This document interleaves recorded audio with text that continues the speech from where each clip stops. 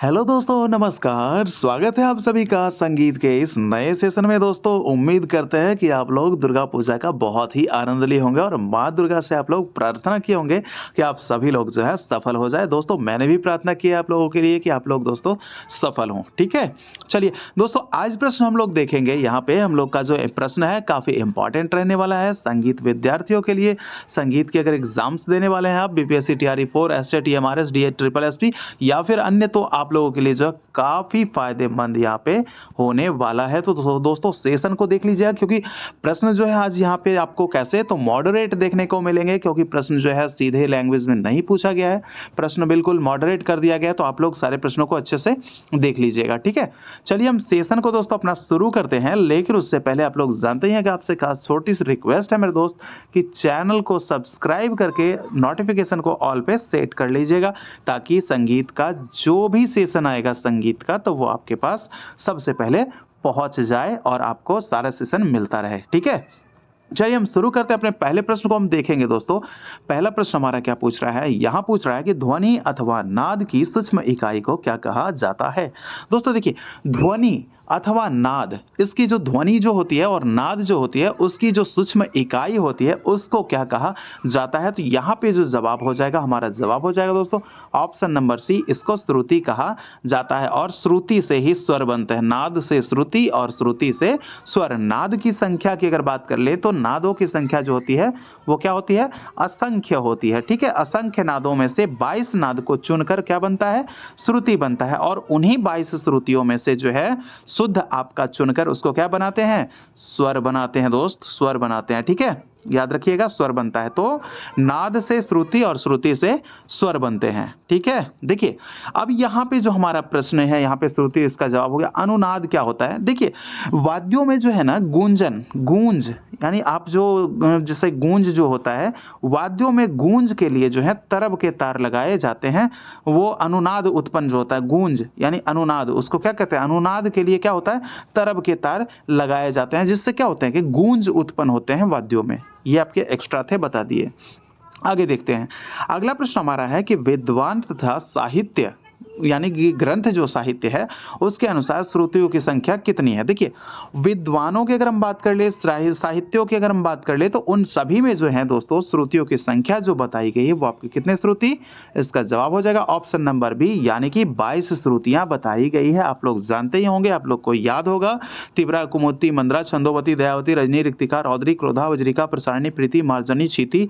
ठीक है, ये सब चीजें जो है आपको टोटल कितने 22 श्रुति हैं। आप लोग इसको याद कर लीजिएगा इस तरह से क्रमानुसार। ठीक है, चलिए अगर हम 21 देखें तो 21 क्या होता है, 21 ये दोस्तों मूर्छना होते हैं। कितनी मूर्छना होते हैं संगीत में, 21 मूर्छना होता है। और मूर्छना जो होते हैं, इसकी उत्पत्ति कहाँ से मानी जाती है, ग्राम से मानी जाती है। ठीक है, ग्राम से मानी जाती है। दोस्तों देखिए, आप लोगों को अगर सेशन अच्छा लग रहा होगा तो दोस्तों आप लोग अपने जो है इस सेशन को उठाइए फटाफट, और व्हाट्सएप के लिंक जो है इसका, वो आप अपने स्टेटस पे शेयर कर दीजिए, ताकि आप लोग के दोस्त भी जो है वो इस चीज़ को देख पाएँ और उन्हें भी थोड़ी मदद मिल जाए। ठीक है, तो चलिए आप देखिए यहाँ पे अगला प्रश्न, निम्न में से कौन श्रुतियों की जातियों के भाग है। देखिए वैसे अगर हम बात कर लेंगे श्रुति के जातियों की भाग, तो श्रुति की पहले हम जाति जानेंगे। जाति क्या होती है, तो जाति कितने हैं, तो श्रुति के कितने जाति, 5 जाति। आप लोग को पता होगा कि दीप्ता, आयता, करुणा, मृदु और मध्या, श्रुति की कितनी जातियां हैं, 5 जातियां हैं। ठीक है, 5 जातियां।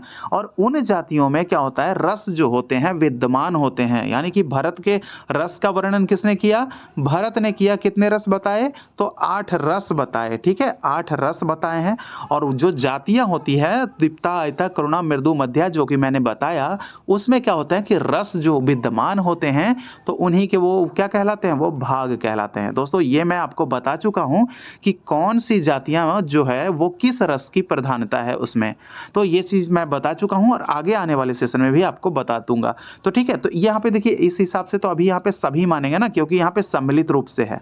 ठीक है, सम्मिलित रूप से है, तो जातियों के भाग तो ये सभी हो जाएंगे। लेकिन मैं आपको अगला सेशन जो आएगा उसमें जो है कभी करवाऊंगा इसका, तो उसमें आपको बता दूंगा कि कौन से जो है जातियों में किस रस की प्रधानता होती है। ठीक है, तो यहाँ पे सभी हो जाएगा। चलिए आगे देखते हैं। अगला प्रश्न हमारा चौथा नंबर प्रश्न है कि किसके आधार पर 7 स्वरों की स्थापना का संबंध पाया जाता है? 7 स्वरों की स्थापना का संबंध मेरे दोस्त किसके आधार पर? क्या मूर्छना के आधार पर? नहीं, मूर्छना के आधार पर नहीं हो सकता है। ये जो आधार होगा इसमें, इसका आधार श्रुति ही होगा, इसलिए जवाब ऑप्शन नंबर बी हो जाएगा हमारा। किसके आधार पर 7 स्वरों की स्थापना का संबंध पाया जाता है? तो श्रुति के आधार पर। चलिए आगे देख लेते हैं। अगला प्रश्न हमारा क्या पूछ रहा है, 5वां नंबर, कि संगीत में प्रचलित स्वरों के रूप में निम्न में से कौन सा है? देखिए प्रश्न जो है यहाँ पे आपको मॉडरेट किया गया है, थोड़ा सा यहाँ पे घुमावदार प्रश्न है, लेकिन प्रश्न जो है वो ज़्यादा कठिन नहीं है। ठीक है, बस शब्दों से इसको घुमाकर जो है इसको कठिन बना दिया गया है, लेकिन कठिन है नहीं। आइए देखते हैं कि इसमें प्रचलित स्वरों के रूप को निम्न में से कौन सा है। देखिए प्रचलित जो रूप है, तो रूप जो हमारा प्रचलित होगा स्वर का, तो देखिए शुद्ध स्वर भी प्रचलित होता है, विकृत स्वर भी हमारा क्या होता है, प्रचलित होता है। और यहाँ पे आपको चल स्वर देखें, अचल स्वर देखें, तो ये सारे रूप जो है आपके प्रचलित हैं किसमें, संगीत में। ठीक है, ये स्वरों के लिए प्रचलित हैं। विकृत स्वर कह सकते हैं, शुद्ध स्वर कहते हैं, चल स्वर भी कहते हैं, अचल स्वर भी कहते हैं। तो जवाब हमारा हो जाएगा ऑप्शन नंबर डी, उपयुक्त में से एक से अधिक। ठीक है, चलिए आगे देखते हैं। अगला प्रश्न हमारा है 6ठा नंबर, कि प्राचीन व मध्यकाल में विद्वानों द्वारा श्रुतियों पर कितने स्वरों की स्थापना किया गया था? देखिए श्रुति पर अगर हम स्वरों की स्थापना की अगर हम बात कर लेंगे, तो प्राचीन काल हो या मध्यकाल हो, तो उसमें विद्वानों ने जो श्रुतियों पर स्थापित किया था स्वर को, वो कितने किए थे? तो वो 7 ही किए थे मेरे दोस्त। कितने? 7 ही किए थे। इसलिए जवाब हो जाएगा हमारा ऑप्शन नंबर ए, 7। ठीक है, चलिए आगे देखते हैं। अगला प्रश्न हमारा क्या पूछ रहा है, संगीत में श्रुति का ऊपर होने से किस स्वर की स्थापना होती है? देखिए ऊपर होने से यानी कि सब एक लाइन में चलता है। अगर हम बात करेंगे तो यहाँ पे देखिए एक आपका टोटल स्वर कितने माने गए हैं, 12 स्वर माने गए हैं। एक आपका सा, एक आपका रे क्या होता है, कोमल होता है, फिर आपका क्या होता है, शुद्ध होता है रे। तो ये आपका जैसे यहाँ पे सा माने, तो ये आपका रे कोमल वाला हो गया, और रे ये आपका शुद्ध वाला हो गया, फिर ग कोमल होगा, फिर ग शुद्ध होगा। तो इस तरह से, तो जो आपका पूछ रहा है कि ऊपर जो हो जाएगा उसको क्या कहेंगे, तो भाई ऊपर कौन होता है, तो ऊपर जो जाते हैं वो तीव्र स्वर कहलाते हैं। और तीव्र स्वर कौन सा होता है, केवल एक है, वो आपका म है। ठीक है, केवल एक है आपका, वो मध्यम ही है तीव्र स्वर। ठीक है, चलिए आगे देखते हैं। अगला प्रश्न हमारा क्या है कि आधुनिक काल में श्रुतियों पर स्थापित तीव्र विकृत स्वर में निम्न में से कौन शामिल है? तीव्र विकृत, भाई विकृत 2 प्रकार के होते हैं। एक आपका क्या होता है, कोमल विकृत, और दूसरा क्या होता है, तीव्र विकृत। तो यहाँ पे कोमल विकृत जैसे कि आपका कौन सा हो जाएगा, रे, ग, ध और नी, ये आपके क्या हो जाएंगे, कोमल विकृत के अंतर्गत। लेकिन तीव्र विकृत में कौन सा आएगा, म आएगा। ठीक है, म आएगा आपका, क्योंकि म ही तीव्र होता है। तो तीव्र स्वर के रूप में कौन शामिल है, तो ऑप्शन देखना है हमारा। तो यहाँ पे जो जवाब हो जाएगा ऑप्शन नंबर बी, म शामिल है। और ये आपका सा और प क्या है, अचल स्वर कहे जाते हैं। अचल क्योंकि ये चलते नहीं हैं, अपने स्थान पर ये क्या होते हैं, कांस्टेंट होते हैं। ये अपने स्थान पर ही होते हैं, ना ऊपर और ना नीचे कभी होते हैं। ठीक है, चलिए आगे देखते हैं। अगला प्रश्न हमारा क्या है, 9वां नंबर प्रश्न है, निम्न में से कौन सा राग हिंदुस्तानी व कर्नाटकी संगीत में शामिल होता है? यानी कि वैसे राग दोस्तों जो कि नाम समान वहाँ पे शामिल होता है, यानी कि हमारे यहाँ भी क्या है कि शामिल हो और उनके यहाँ भी शामिल हो, यानी कि कर्नाटक संगीत पद्धति में भी शामिल हो। नाम के दृष्टिकोण से समान होना चाहिए, तो वैसा राग कौन कौन सा है शामिल होता है हमारे यहाँ भी और वहाँ भी? तो ये आपका श्री भी हो जाएगा, हिंडोल भी हो जाएगा, और आपका सोहनी भी हो जाएगा। इसलिए जवाब हमारा दोस्तों ऑप्शन नंबर डी हो जाएगा। ठीक है, चलिए आप लोग ज़रा कमेंट कीजिएगा, राग श्री जो है इसका थाट क्या है, ज़रा आप लोग कमेंट कीजिएगा। राग हिंडोल का थाट क्या है और आपके सोहनी का थाट क्या है, ज़रा आप लोग कमेंट कीजिएगा कमेंट बॉक्स में तीनों का थाट। ठीक है, चलिए आगे देख लीजिए। अगला प्रश्न हमारा क्या है, निम्न में से कौन हिंदुस्तानी संगीत में शामिल प्रमुख रागों की जातियां हैं? भाई रागों की कितनी जातियां, तो प्रमुख रागों की कितनी प्रमुख जातियां, तो 3 जातियां रागों की। अगर कुल कितनी जातियां, तो कुल 9 जातियां रागों की। ठीक है, समझ पा रहे हैं ना। तो यहाँ पे जो हमारा जो मुख्य जो पूछा जा रहा है कि मुख्य रागों की जातियां हैं, तो कौन सा, एक आपका क्या होता है, साडव होता है, संपूर्ण भी होता है, औडव भी होता है। तो आप लोग जानते हैं कि औडव, साडव और संपूर्ण। औडव वाले में 5 स्वर प्रयोग किए जाते हैं, साडव वाले में 6 स्वर प्रयोग किए जाते हैं और संपूर्ण वाले में 7 स्वरों का प्रयोग होता है। तो ऐसी ये क्या है, रागों की प्रमुख 3 जातियां हैं। तो यहाँ पे क्या है दोस्तों, सभी है, इसलिए जवाब हो जाएगा हमारा उपयुक्त में से एक से अधिक। ठीक है, चलिए आगे देखिए, अगला प्रश्न हमारा क्या पूछ रहा है कि कर्नाटक संगीत पद्धति में गमक के कितने प्रकारों का वर्णन मिलता है। देखिए कर्नाटक संगीत की अगर बात कर ले तो वहां पे क्या है कि गमक के प्रकारों की संख्या जो बताई गई है वो कम बताई गई है हमारे अपेक्षा, क्योंकि हमारे यहाँ कितने गमक हैं, हमारे यहाँ हिंदुस्तानी संगीत में 15 गमक बताए गए, लेकिन वहां पे कितना, इसका जो जवाब रहेगा दोस्तों, इसका जवाब हो जाएगा ऑप्शन नंबर सी, वहां पे आपके 10 गमक बताए गए हैं और 4 गमक ऐसे हैं जिसका नाम जो है हमारे हिंदुस्तानी संगीत से और कर्नाटकी संगीत के गमक यानी कि दोनों में क्या है, कॉमन है 4 गमक के नाम। तो कौन कौन से ऐसे नाम है, जरा आप लोग कमेंट कीजिएगा कौन कौन सा नाम जो है कॉमन है। ठीक है, चलिए आगे देख लेते हैं। अगला प्रश्न हमारा है 12 नंबर प्रश्न है कि उत्तर भारत में प्रचलित कल्याण राग को दक्षिण भारत में किस नाम से जानते हैं। देखिए कल्याण की अगर हम बात कर ले, कल्याण की, तो उसको किस नाम से हम लोग जानेंगे, उसको हम लोग जानेंगे दोस्तों किस नाम से, कल्याण को मेघ कल्याणी के नाम से जानते हैं उसको। ठीक है, तो यहाँ पे अगर बात कर लेंगे धीर शंकराभरण की, तो जो कर्नाटक का धीर भरण शंकरा है वो हमारे किस राग के समान है, तो दोस्तों बिलावल के समान है। ठीक है, और शुद्ध साबेरी जो वहाँ का है हमारे किस राग के समान है, ये आपका दुर्गा राग के समान है, राग दुर्गा। ठीक है, राग दुर्गा, तो आप लोग को याद रख लेना है राग दुर्गा। और ये आपका बिलावल थाट के अंतर्गत जो है आपका दुर्गा आता है, किसके अंतर्गत, बिलावल थाट के अंतर्गत। अगर हम वादी संवादी की अगर हम बात कर लेंगे तो वादी संवादी म और सा होते हैं। ठीक है, कहीं कहीं आपको अगर मारवा थाट में अगर दुर्गा देखने को मिलेगा तो मारवा वाला का क्या होता है, ध और रे वादी संवादी हो जाता है, ये चीज़ आप लोग ध्यान रखिएगा अलग से, लेकिन मैं बिलावल थाट वाला दुर्गा की बात कर रहा हूँ, म और सा होता है।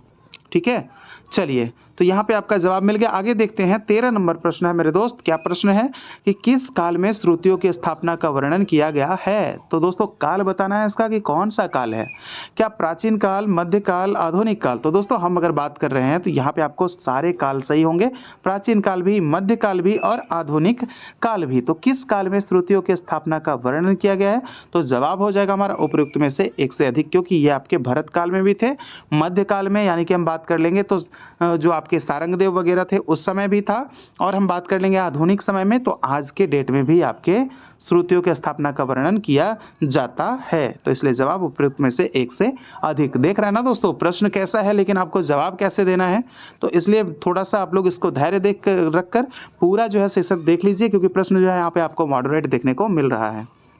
चलिए आगे देखते हैं 7 स्वरों की स्थापना कितनी श्रुतियों पर की गई है। भाई जो हमारे 7 जो स्वर हैं वो उसकी स्थापना कितनी श्रुतियों पे की गई है, तो श्रुतियों की संख्या 7, स्वरों की संख्या जो है, सब माफ कीजिएगा, स्वरों की संख्या, तो स्वरों की संख्या जो हमारी कितनी है, 7 है। इसकी स्थापना जो किया गया है मेरे दोस्त किसने पे, तो 22 श्रुतियों पे इसकी स्थापना की गई है। जैसा कि आप लोग को मैं बता दूं कि नाद जो है, नाद की संख्या जो है कितनी है, असंख्य नाद हैं, असंख्य, यानी कि उसको क्या करेंगे, गिना नहीं जा सकता है बिना संख्या के, बहुत ज़्यादा है।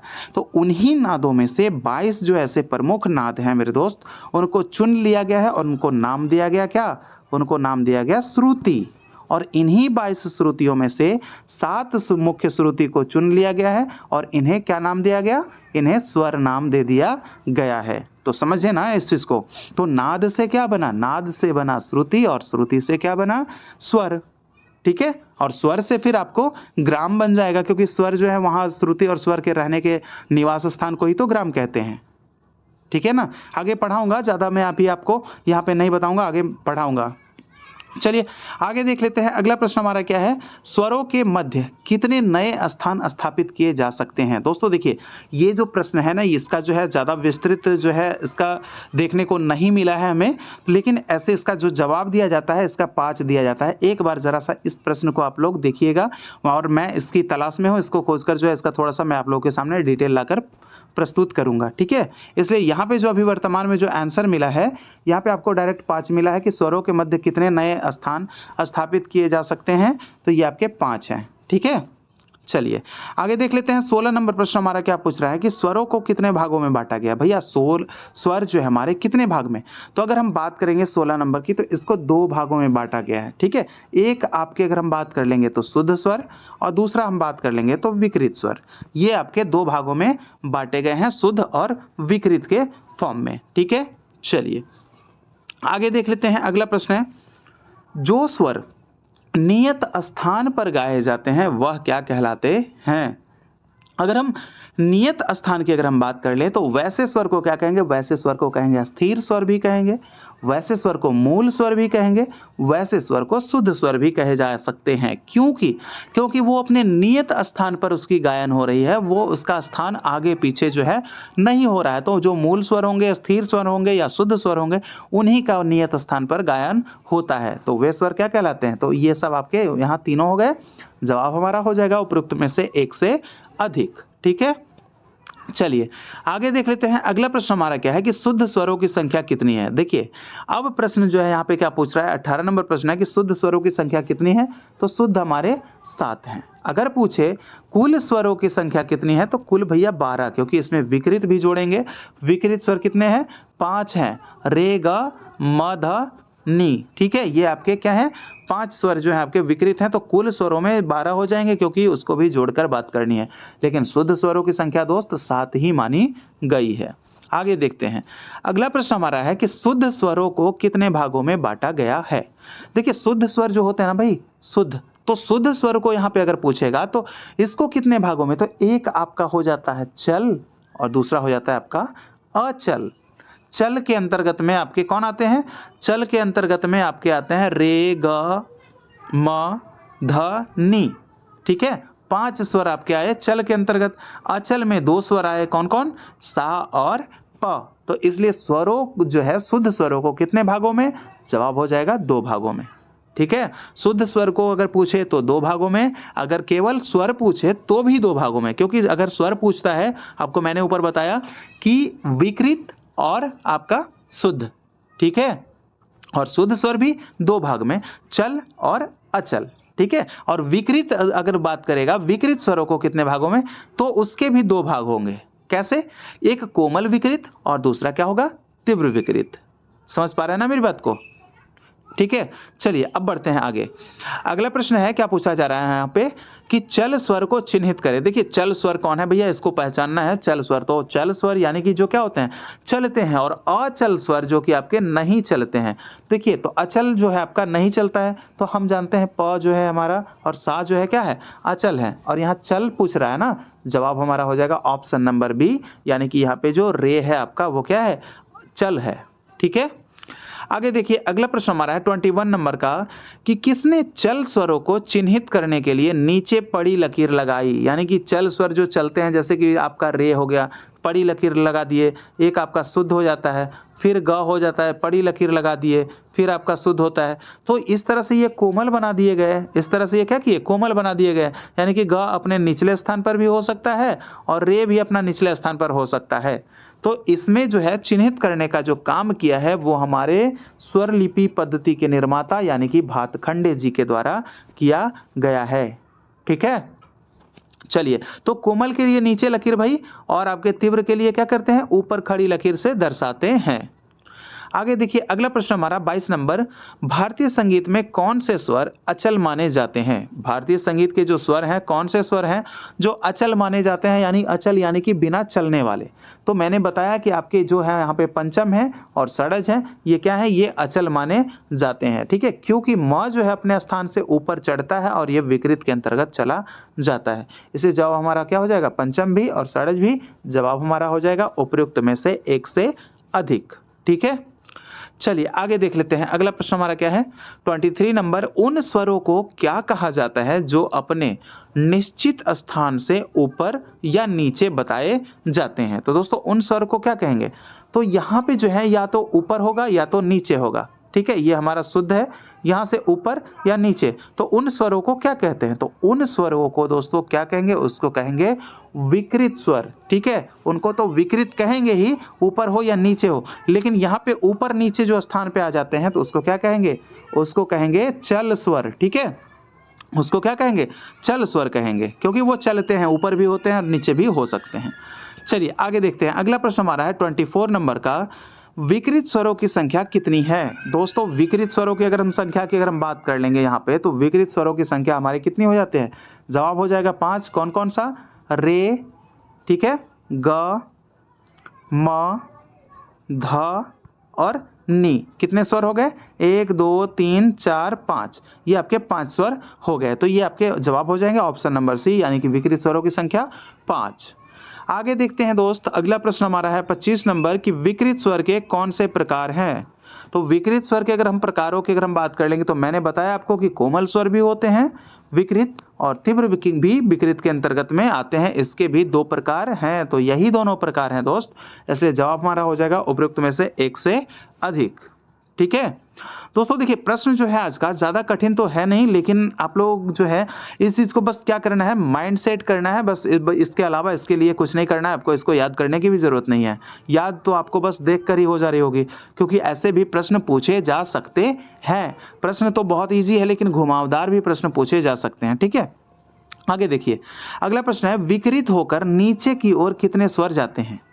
विकृत होकर भाई नीचे की ओर, यानी कि जो कोमल बन जाते हैं, प्रश्न ऐसा पूछा जा रहा है, तो आपका कौन सा बन जाता है? रे बन जाता है, ग बन जाता है, ध बनता है और नी। कितने स्वर हो गए भाई? तो इसका जवाब हो जाएगा ऑप्शन नंबर सी, यानी कि 4 स्वर हो गए। ठीक है, रे ग ध नी। चलिए आगे देखिए। अगला प्रश्न हमारा क्या है? 27 नंबर प्रश्न है, तीव्र विकृत स्वर की स्थिति क्या होती है? देखिए भाई, प्रश्न जो है आप लोग आज देख कर ही समझ रहे होंगे कि कुछ खास है नहीं, लेकिन जो है बस थोड़ा सा घुमाया गया है। तो तीव्र विकृत स्वर की स्थिति क्या होती है? तो तीव्र विकृत जो हमारा होता है वो स्वर क्या होता है? ऊपर की ओर होता है, यानी कि म जो हमारा क्या होता है? ऊपर की ओर यहाँ पे चल जाता है, इसलिए स्वर इसको क्या कहेंगे? तीव्र विकृत कहेंगे। और इसकी संख्या केवल मेरे दोस्त एक ही होती है, और केवल मध्यम ही होती है। ठीक है, नीचे कौन आएगा? नीचे आपका कोमल आएगा। नीचे कौन? कोमल। सामान्य यानी कि मध्य में कौन रहेगा? शुद्ध स्वर रहेंगे। ठीक है, चलिए आगे देख लेते हैं। 28 नंबर प्रश्न हमारा क्या पूछ रहा है, कितने स्वर तीव्र विकृत कहलाते हैं? देखिए वही चीज जो मैंने आपको बताया, कितने स्वर, यानी कि एक प्रश्न को किस किस तरीके से, कितने तरीकों से पूछा जा सकता है, आज का सेशन में बताने का मेरा यही पर्पस था। ठीक है, तो तीव्र स्वर जो होते हैं वो तीव्र विकृत कहलाते हैं। कितने स्वर? तो इसका जवाब हो जाएगा एक ही स्वर भैया। कौन सा? तो मैंने बताया केवल और केवल मध्यम। ठीक है, चलिए आगे देखते हैं। अगला प्रश्न हमारा क्या पूछ रहा है? 29 नंबर, भरत मुनि द्वारा रचित नाट्य शास्त्र किस शताब्दी का माना जाता है? यानी कि ये जो है नाट्य शास्त्र, वो किस शताब्दी का ग्रंथ माना जाता है? तो मेरे दोस्त अगर ऑप्शन के हिसाब से हम जाएंगे, तो यहाँ पे जो जवाब रह जाएगा यहाँ पे, वो आपका रह जाएगा कौन सा? 5वीं शताब्दी माना जाता है। ठीक है, 8वीं शताब्दी की बात कर लेंगे, तो यहाँ पे मतंग का ग्रंथ जो है कौन सा? बृहदेशी। ठीक है, बृहदेशी ग्रंथ जो है ये मतंग का, ये 8वीं शताब्दी का माना जाता है। और 12वीं की हम बात कर लेंगे, तो जयदेव की एक ग्रंथ है, कौन सा? गीत गोविंद। गीत गोविंद, इसको आधुनिक प्रबंध का भी ग्रंथ माना जाता है दोस्त। ठीक है, इसमें केवल प्रबंध है, इसमें जो है आपके प्रबंधों का उल्लेख किया गया है गीत गोविंद में, जो कि आपके 12वीं सदी का ग्रंथ माना जाता है। क्या कोई और भी ग्रंथ है जो कि आपके 12वीं सदी के अंतर्गत आते हैं? तो जरा दोस्त आप लोग कमेंट कीजिएगा कमेंट बॉक्स में कि कौन से और एक ग्रंथ है। मैंने पढ़ा है, शायद मेरा थोड़ा सा ध्यान जो है उससे निकल गया है कि कौन सा ग्रंथ है। अगर आप लोग जानते हैं तो 12वीं सदी का एक और कोई ग्रंथ है, उसको जरा सा आप लोग कमेंट कीजिएगा। ठीक है, तो जवाब हो गया नाट्यशास्त्र 5वीं शताब्दी। अगर 5वीं ना मिले, आपको चौथी देखने को मिल जाए, तो चौथी के साथ आपको चला जाना है। ठीक है, क्योंकि बहुत ही मतभेद है भाई इसके रचना काल को लेकर, चौथी पांचवी बहुत मतभेद है इसमें। ठीक है, तो ऑप्शन 5वीं रहे तो 5वीं के साथ चले जाइएगा। आगे देख लेते हैं। अगला जो प्रश्न है हमारा इस सेशन का, यहाँ पे पूछ रहा है कि नाट्य शास्त्र के किस अध्याय के मध्य संगीत शास्त्र का वर्णन किया गया है? तो संगीत शास्त्र के अगर हम वर्णनों की हम बात कर लेंगे, तो नाट्य शास्त्र के जो है यहाँ पे 28वें अध्याय से 33वें अध्याय तक जो है संगीत शास्त्र का वर्णन किया गया है। और उससे पहले आपकी अगर हम बात कर लें, तो 6ठे अध्याय में रस के बारे में भरत मुनि ने बताया है, और रस की संख्या 8 बताई है भरत मुनि ने 6ठे अध्याय में। ठीक है, रस का वर्णन मिलता है। ठीक है, आपको ये चीज़ जो है याद हो गया होगा। 29वें अध्याय में क्या है? वीणा वादन, वीणा वादन के प्रकार के वर्णन किया गया है। 30वें अध्याय में क्या है? सुसीर वाद्यों का वर्णन किया गया है। तो ये सब जो है जो पूछे जाते हैं वो मैंने आपको यहाँ पे करवा दिया है। तो दोस्तों आप लोगों को आज का सेशन कैसा लगा है? आप लोग ज़रा मुझे कमेंट बॉक्स में कमेंट माध्यम से बताइएगा कि आज का सेशन आप लोगों को कैसा मिल लगा है। और हम दोस्तों आपसे मिलेंगे अगले सेशन में और ही इसी तरह के मॉडरेट प्रश्नों के साथ और काफ़ी इम्पोर्टेंट प्रश्नों के साथ। जब तक के लिए आप हमें इजाज़त दीजिए। जय हिंद, जय भारत।